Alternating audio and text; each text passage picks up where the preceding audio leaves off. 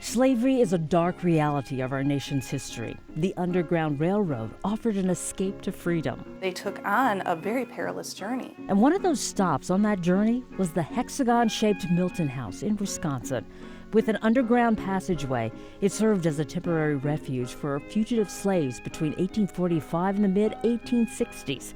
Its owner, Joseph Goodrich, secretly moving fugitive slaves in and out of his bustling inn. And that's miraculous to me. Strangers, believing in complete strangers. A lot of trust. A lot of faith. Some of those runaway slaves possibly transported by this man, Vernon Hull, a pastor at Milton's Seventh-day Baptist Church and the great-great-grandfather of Edna Dearborn of Racine. Hull was one of the Seventh-day Baptists of New York to follow Goodrich to Wisconsin. My great-grandmother used to tell us these stories. Here's Dearborn with her great-grandmother, Jenny Clementa Mudge, and her two brothers. She was a tiny lady. She had a good sense of humor. She was peppery. There was nothing mild or meek about her.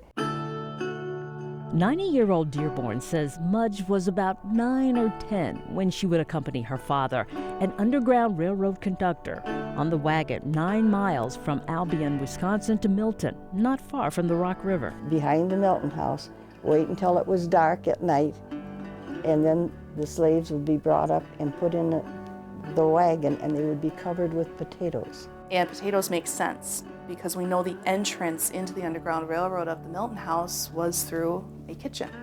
So it would make sense that the cart of potatoes would be sitting outside of that door. And then they would be taken back up to Albion. The next stop for the men and women seeking freedom was likely Racine, a port city. Dearborn's family, the Goodriches, and other abolitionists risked hefty fines and jail time if they got caught, not to mention the risks taken by the runaway slaves. And so many times there was no conversation whatsoever. The slaves were brought in, they were not looking, potatoes were put in, and they went off, and they stopped, and it was at night, and they were unloaded, and they didn't watch, and they were taken away.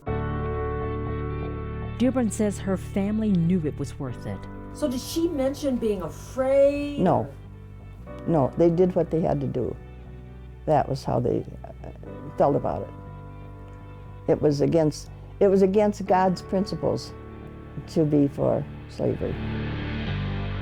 She's proud to call them family, proud to have grown up in Milton. I think I was very fortunate to have these ancestors and to have them live long enough so that I knew some of them. And grateful to share their impact on Wisconsin's history.